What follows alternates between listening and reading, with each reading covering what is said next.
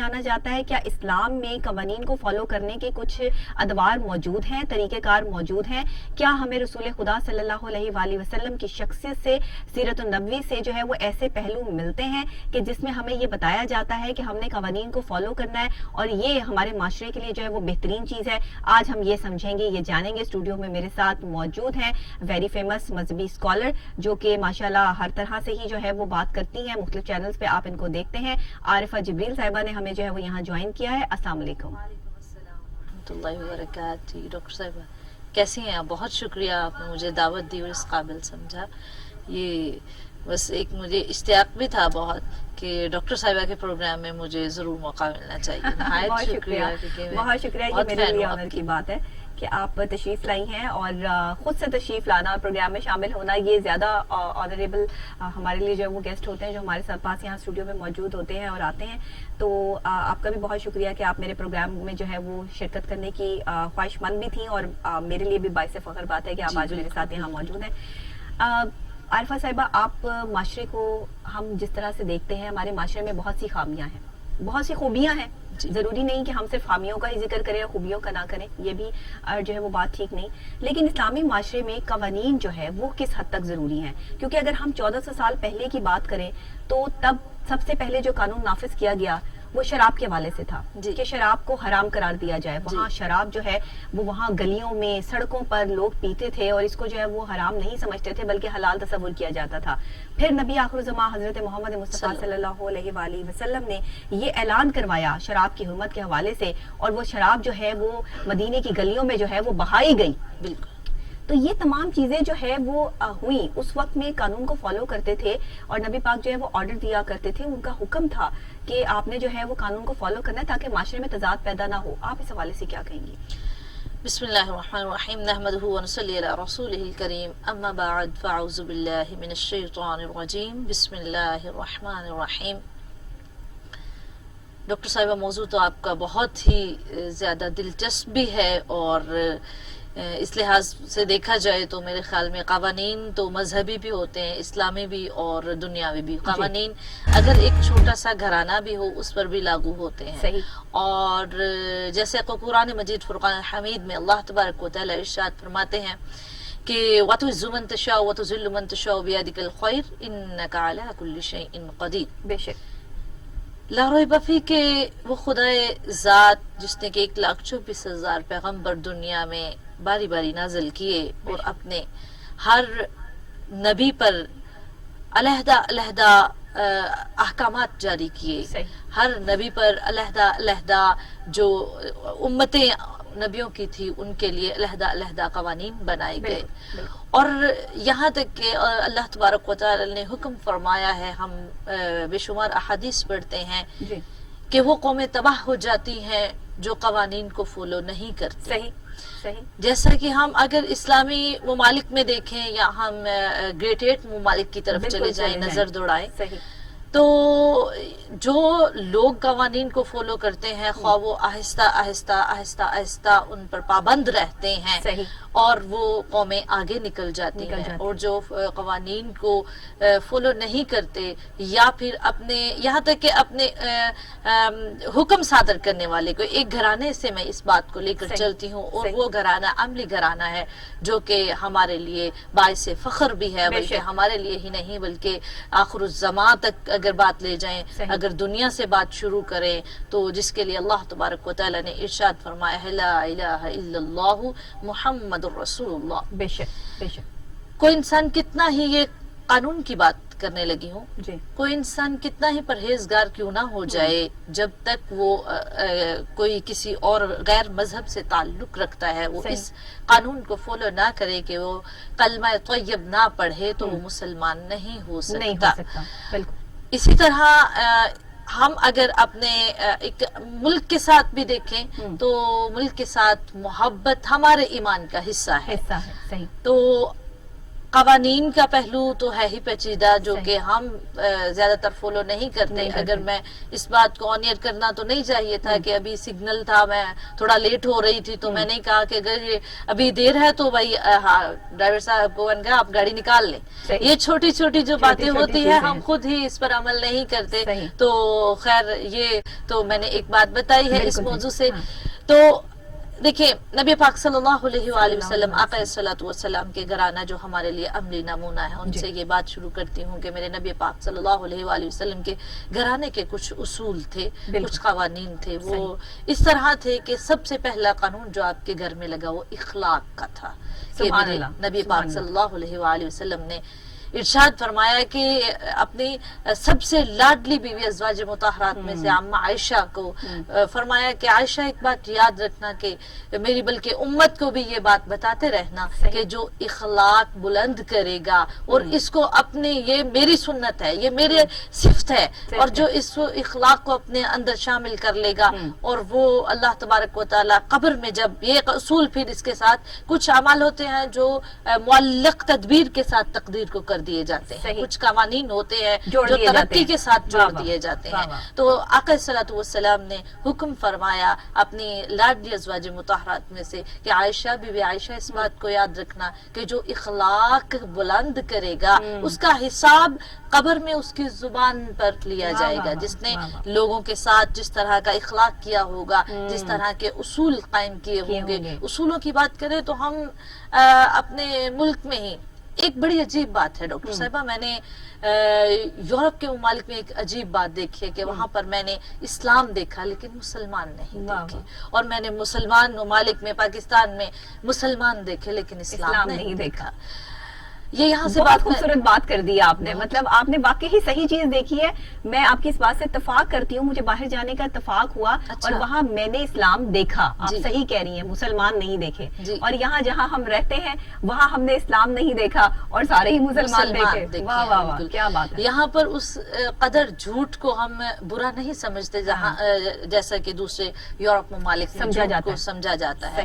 وہاں پر ہم دوسروں کی امانت, یہاں پر امانت کو امانت اس قدر نہیں سمجھتے جہاں جیسے دوسرے ممالک میں یورپ کنٹریز میں امانت سمجھی جاتی ہے. یہاں پر ہم جو حقوق ہے لوگوں کے ادا نہیں کرتے جبکہ وہ جانتے نہیں ہوتے, اور حقوق وہاں ایک منٹ بھی آپ ایکسٹرا دیتے ہیں تو اس کا بھی آپ کو پے کرتے ہیں وہ لوگ. آپ کے ٹائم کی اتنی قدر ہے, اتنی اہمیت ہے کہ یہ چیزیں جو ہیں وہ رسول خدا صلی اللہ علیہ وسلم کی ہمیں سیرت طیبہ سے ملتی ہیں. بالکل بالکل. اب انہوں نے وہاں سے جو ہے وہ یہ سب چیزیں سیکھ لی, وہ اسلام کے فالوورز بن گئے مسلمان نہ ہوتے ہوئے, اور ہم مسلمان ہوتے ہوئے جو ہے وہ اسلام سے دور ہو گئے. کیا ہم نے قرآن کو پڑھا ہی نہیں؟ ہم نے پڑھا ہے, اندھوں کی طرح پڑھا ہے. ہم نے وہ پڑھ دیا جو ہمارے استاد محترم نے پڑھا ہے کہ وہی پڑھے بسم اللہ الرحمن الرحیم ایمندن کے. یہاں میں ایک بات لے کے چلتی ہوں کہ ایک بچی آئی میری, وہ میرے پاس پڑھنے کے لیے کہ میرا قرآن درست کر دیجئے, اور وہ ایم فل کر رہی تھی, اور میں نے اسے کہا کہ بسم اللہ الرحمن الرحیم کا ترجمہ آتا ہے آپ کو؟ دیکھیں اب وہ تعلیم اس نے یہ حاصل کی ہے کہ وہ ایم فل لیول کی بچی ہے اور اسے بسم اللہ الرحمن الرحیم کا ترجمہ ہی نہیں آتا. یہ بات جب میں نے دیکھی تو میں حیران رہ گئی. تو میں نے کہا آپ کس علم کو سیکھ رہی ہیں, کیا علم نے سکھایا کیا ہے؟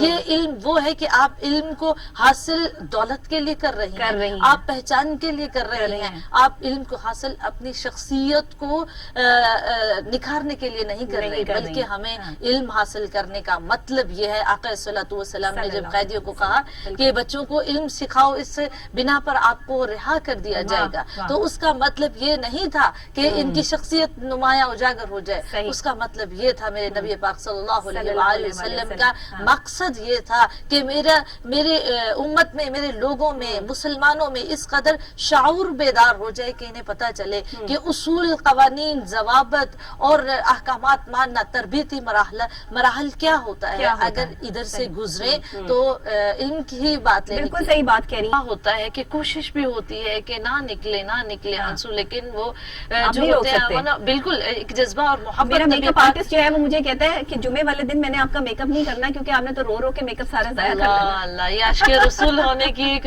بہت بہترین مثال ہے. میرے لائنر مت لگایا کرو, تمہاری مہربانی, کہ میری آنکھیں جو ہے وہ کالی ہو جاتی ہیں, تو مجھے ایسا جو ہے وہ نہ کیا کرو. اچھا, اب یہ اسپیشلی کوئی آپ نے پہلے سے پلان تو نہیں کیا ہوتا, یہ تو دل کی کیفیات ہے. یہی بات ہے وہ ایک محبت اور ایک جذبہ جو کہ آقا صلی اللہ علیہ وسلم کا نام سنتے آنسو ٹپک پڑنا. دیکھیں یہ ایک ایسا جذبہ ہے کہ جس میں انسان اپنے کنٹرول میں نہیں رہتا, اور یہ ایک انسیت میرے نبی کے ساتھ ہے. یہاں سے ہر بندے کو یہ نصیب بھی نہیں ہوتی ڈاکٹر صاحبہ. میں نے ایک جگہ پر آپ کو بہت اسی طرح نعت رسول مقبول پہ زار و قطار روتے ہوئے دیکھا, تو میرے بھی دل میں یہی خیال تھا. میں نے کہا چلے مجھے ان کی زیارت نصیب ہوئی, میں تو بہت خوش قسمت ہوں, مجھے وہ اپنی فیلنگز آپ میں نظر آئیں.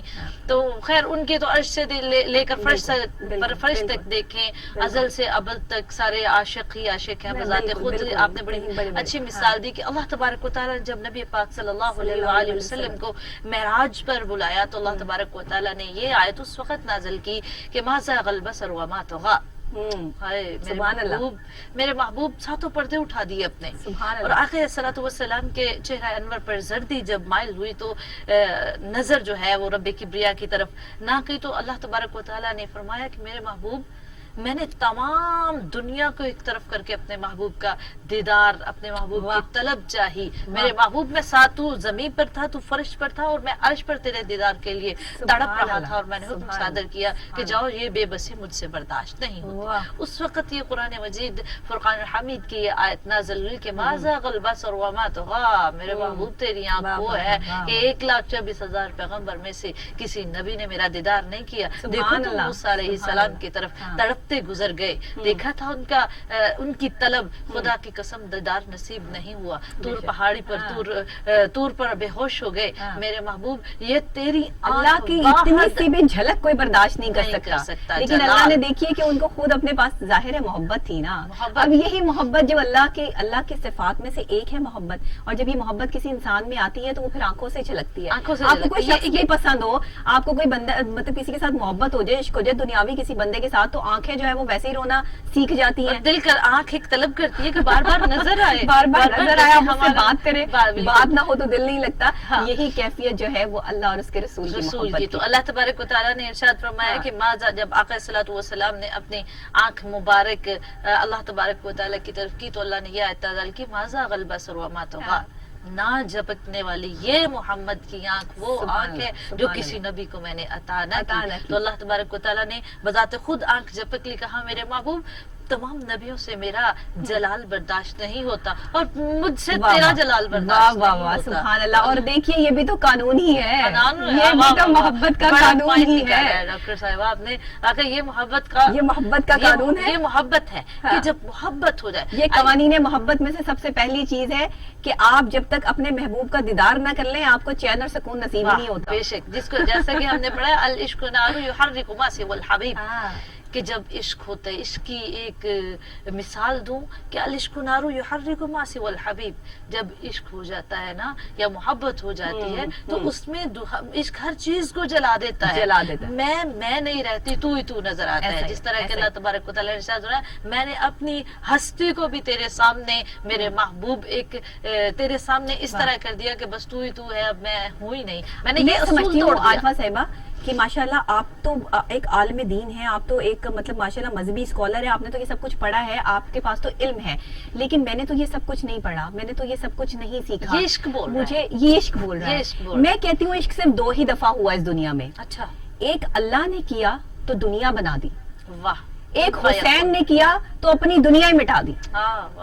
بس اس کے بعد عشق نہیں کوئی کر سکا, اس کے بعد عشق نہیں کر سکا, اس کے بعد عشق بنتا بھی نہیں. میں کہوں کہ میں نے عشق کیا, آپ کہیں کہ آپ نے کیا, فلاں کہے کہ فلاں نے کیا, عشق تو کیا نہیں بھائی. یہ تو صرف ایک آنکھ کی بات ہے, یہ تو محبت کا لفظ بھی شاید ہم اس تک نہیں پہنچے کہ محبت ہے کیا. لوگ کہتے ہیں محبت ہو گئی, مجھے فلاں سے محبت ہو گئی, محبت ہوئی نہیں, محبت تو نبھائی جاتی ہے. محبت تو نبھائی جاتی ہے, محبت بالکل اگر کہ نا کر لے. آج ہم فرسٹریٹ ہیں, ڈپریشن میں ہیں, تکلیف میں ہیں, میرے پاس پیشنٹ آتے ہیں, ینگسٹرز آتی ہیں, بچیاں لڑکے آتے ہیں, فلاں نے میرا دل توڑ دیا, فلاں مجھ سے جو ہے وہ روٹھ گیا, فلاں میری کال نہیں اٹینڈ کر رہا, فلاں مجھے ڈپریشن ہے, مجھے رات کو نیند نہیں آتی. ڈاکٹر صاحب بتائیں, میرے پاس یہ پیشنٹ آتے ہیں ایکچولی ڈاکٹر صاحب اینزائٹی پیشنٹ. اینزائٹی بالکل, میں یہی تو معاشرے میں بڑھ چکی ہے. حیران تھی ہیں آپ ڈاکٹر, لیکن آپ اگر اسلامک اسکالر بھی ہوتی تو بہت اچھی ہوتی کہ آپ کے پاس ایک بہترین ایک وہ کیا ہے کرائٹیریا بھی ہے اور بتانے کا طریقہ ہے. اچھا, اب یہاں پر یہ بات میں ضرور کرنا چاہوں گی ڈاکٹر صاحبہ کہ ایکچولی ہم نے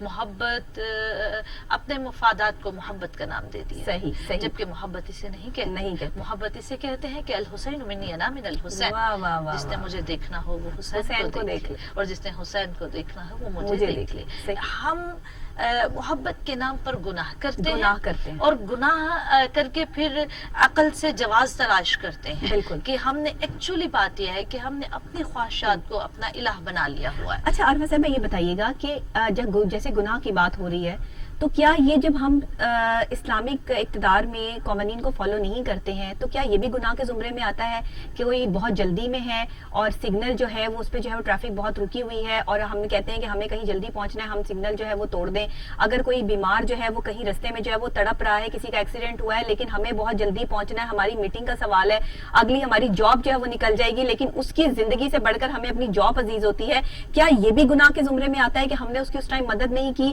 اور جا کر جو ہے وہ ہم اپنے کام کے لیے چلے گئے؟ کیا یہ بھی جو ہے وہ قوانین کے اگر ہم فالوور نہیں ہیں یا کسی قانون کو فالو نہیں کرتے تو کیا یہ تمام چیزیں گناہ تصور کی جاتی ہیں یا پھر ان کا معاشرے سے کوئی اتنا لینا دینا جو ہے وہ نہیں ہے؟ ڈاکٹر صاحبہ یہ گناہ تصور نہیں کی جاتی، یہ گناہ صغیرہ بھی نہیں بلکہ میں اس کو اپنے علم کے لحاظ سے اس کو گناہ کبیرہ کا درجہ دیتی ہوں، کیونکہ ایک چھوٹی سی مثال پیش کرنا چاہوں گی۔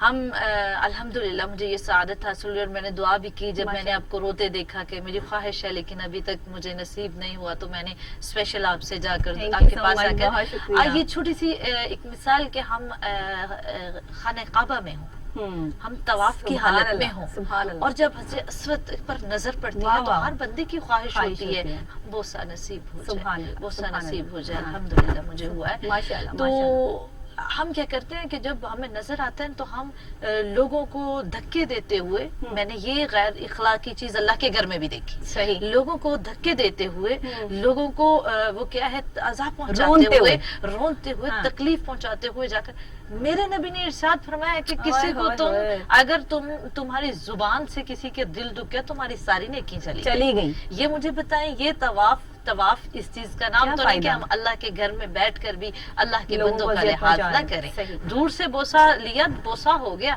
کسی کو دھکا دے کے بوسہ لیا بوسہ یہ تو دل کی کیفیت ہے نا، میں نے یہاں بیٹھ کر اس چیز کو محسوس کر لیا کہ میں نے حجر اسود کا جو ہے وہ بوسہ مجھے جو ہے وہ نصیب ہو، میں رو رو کے تڑپ تڑپ کر اپنی جو ہے وہ نماز میں اس چیز کی جو ہے وہ دعا کروں کہ یا اللہ مجھے نبی پاک کا دیدار نصیب ہو جائے، بہت بڑی بات ہے۔ میں تو کانوں ہاتھ لگا کے یہ بات کہہ سکتی ہوں کیونکہ شاید میری ذات تو شاید اس قابل نہیں ہے، میں اپنے آپ کو اس قابل نہیں سمجھتی، گناہگار سی بندی ہوں، لیکن کوشش اگر میں یہ کروں تو کیا اللہ نے میری بات نہیں سننی؟ صرف یہ خانہ کعبہ میں جا کر ہی بات سنی جائے گی؟ نہیں، میں یہاں پہ ایک بات کرتی ہوں کہ کوئی گھر وچ یار نو پا لیندے، کوئی کعبے مڑ دے خالی، اوئے ہوئے بات تو دل کی ہے، دل کی ہے۔ میرے حضرت یہاں پر میں حضرت اویس کرنی کا واقعہ کوٹ کرنا چاہوں گی۔ حضرت اویس کرنی کو میرے نبی کا دیدار نصیب نہیں ہوا لیکن میرے نبی نے اویس کرنی کو پیغام بھیجا کہ جاؤ حضرت اویس کرنی کو کہنا میری امت کے لیے دعا کرے، اس کی دعا رد نہیں ہوگی۔ کیوں؟ یہاں پر ہمیں دو سبق ملتے ہیں، ایک تو سبق وہ کہ اگر ماں کا حکم ہو کہ یہاں پر نبی ہے دیکھ کر دیدار کر کے واپس آ جانا، چند تھوڑی سی دور آقا صلی اللہ علیہ وسلم ایک مسجد میں آپ کا قیام تھا تو میرے حضرت اویس قرنی کو ماں نے حکم دیا، دیکھا وہاں پر نہیں پتا چلا، تھوڑی آگے نکل گئے تو واپس آ گئے۔ یہاں پر دو سبق ملے، ایک تو ماں کا حکم اور فرما بردار ہونا، اپنے والدین کا احترام اس مقام پر لے جاتا ہے کہ میرا نبی آقا صلی اللہ علیہ وسلم ارشاد فرماتے ہیں کہ جاؤ جا کر اویس قرنی کو کہنا کہ میری امت کے لیے دعا کرے اور میری امت کی بخشش ہو جائے۔ اندازہ کیجئے تو ہم محبت کا یہ ایلیمنٹ چیک کریں کہ جہاں کبھی دیدار ہی نصیب نہیں ہوا وہاں جن سے محبت ہے انہوں نے خود ہی کہہ دیا کہ آپ میری امت کے لیے دعا کیجئے۔ اور میں یہاں پر ایک اور حضرت رومی اور حضرت رومی آپ اس قدر ایک مجرب عاشق تھے، اس قدر بڑے عاشق تھے اور محبوب تھے کہ جب مولانا رومی جب خواہش طلب پیدا ہوئی کہ میں جا کر آقا صلی اللہ علیہ وسلم کے روضہ رسول پر حاضری دوں تو نصیب نہ ہوئی تو روتے روتے آنکھ لگ گئی، جب آنکھ لگ گئی تو دیدار تو ایسے بھی ہوتا ہے، طلب تو ہو، مطلوب وہ ہے جب طلب پیدا ہوتی ہے، طلب کے علاوہ دیدار نہیں ہو سکتا۔ تو جب طلب ہوئی طلب اس مقام پر پہنچ جاتی ہے، وہ مقام میں لے کر آتی ہوں کہ حضرت مولانا رومی کو نبی پاک صلی اللہ علیہ وآلہ وسلم آپ روتے روتے سو گئے تو خواب میں دیدار نصیب ہوا، اور جب دیدار نصیب ہوا تو کہا کہ اس لیے نہیں بلایا گیا کہ اگر آپ میرے روضہ رسول پر آ کر ایک مرتبہ کہہ دیتے الصلاۃ والسلام علیک یا رسول اللہ تو مجھے روضہ رسول سے ہاتھ باہر نکالنا پڑ جانا۔ سبحان اللہ، یہ ایک سبحان عشق کے اللہ، بھی سبحان اللہ۔ مراتب ہوتے ہیں، عشق کے اچھا، یہ درجات جب ہوتے ہیں۔ میں نے یہ واقعہ سنا تو اس واقعے کے جو ادوار ہیں کہ انہیں روکا گیا، انہیں بار بار روکا گیا، اور اتنی یہ ایک لمبا بڑی سٹوری ہے جس طرح آپ نے ماشاءاللہ اس کو چند الفاظ میں اتنا خوبصورت بیان کر دیا کہ جب روکا گیا وہ پریشان ہو گئے کہ نبی پاک صلی اللہ علیہ وسلم مجھ سے ناراض تو نہیں ہے، یہ کیا ہو گیا، رونا زاروں کے تھار رونا شروع کر دیا۔ تب جا کر جو ہے وہ پتہ چلا کہ معاملات اور حالات کیا ہے۔ کبھی ایسا بھی ہوتا ہے کہ کوئی اتنا پیارا شخص بھی ہوتا ہے کہ اس کو روک دیا جاتا ہے کہ اگر یہ بندہ میرے پاس آئے گا تو میں اسے نہ نہیں کر سکتا، نہیں کر سکتا۔ بالکل، یہ محبت کا تقاضا ہے، صحیح ہے، بالکل۔ یہ جو ہے واقعہ بیان کرنا چاہوں گی کہ حضرت شیخ سعدی رحمۃ اللہ علیہ جنہوں نے یہ درود پاک لکھا، بلغ اللولا بکمالہ کشف الدجى بجمالہ حسنت جمیع خصالہ صلوا علیہ وآلہ۔ آپ نے پہلے دن جب یہ ایک سطر لکھے بہت بڑے عشق رسول، پہلے دن یہ سطر لکھی، پھر دوسرے دن یہ سطر دوسری لکھی، پہلے دن لکھی بلغ اللولا بکمالہ، میرے محبوب جیسے تیرے کمالات ہیں کسی اور نبی نہیں ہو سکتے۔ دوسرے دن سطر لکھی بلغ اللولا بکمالہ کشف الدجى بجمالہ، محبوب ایسا حسن و جمال جس کو اللہ رب العزت کسی اور نبی کو نہیں دیا۔ اگر تیری آنکھ کی طرف دیکھیں تو مذاق ہے، اگر تیرے ہاتھ کی طرف دیکھیں تو ید اللہ ہے، اگر تیرے کلام کی طرف دیکھیں تو کلام اللہ ہے، اگر تیرے حکم کی طرف دیکھیں تو امر اللہ ہے، اگر تیری لقب کی طرف دیکھیں تو حبیب اللہ ہے، اور اگر تیرے نام کی طرف دیکھیں تو محمد الرسول اللہ صلی اللہ علیہ وسلم، اگر زبان کی طرف دیکھیں تو لسان ہے، بے شک، اگر سینے کی طرف دیکھیں تو انشراح ہے۔ سارا قرآن تیری ذات، سارا قرآن تیری زیر زبر، تمام تیرے قرآن۔ اللہ رب العزت ارشاد فرماتے میرے محبوب میں نے قرآن جب آپ کے وجود سے پہلے میں نے اس کو تصور کیا تو میں نے سوچا کہ قرآن مکمل ہو گیا، تیری شان مکمل نہ ہوئی۔ تو آپ فرماتے ہیں کہ جب دوسرے دن میں نے کشف الدجى بجمالہ، تیسرے دن سطر لکھی حسنت جمیع خصالہ، جیسے خصال اچھے اخلاق میرے نبی میں ہے کوئی لا کر تو دکھائے، کوئی نبی آئے اور موازنہ تو کرے ساتھ۔ اور آپ فرماتے ہیں کہ اخلاق کیسا اخلاق کہ میرے نبی آقا صلی والسلام کو طائف کی گلیوں میں پتھر لگے، جب پتھر لگے تو اس کے باوجود بھی آپ کے بدن مبارک سے خون بہ رہا تھا، خون شہید بہ رہا تھا، تو آپ کی آنکھوں میں آنسو، اللہ تبارک و تعالیٰ نے وحی نازل کی، سیدنا جبرائیل علیہ السلام میرے محبوب سے پوچھو کیا چاہتا ہے، ہاتھ اٹھائے بد دعا کرے تباہ و برباد کرے۔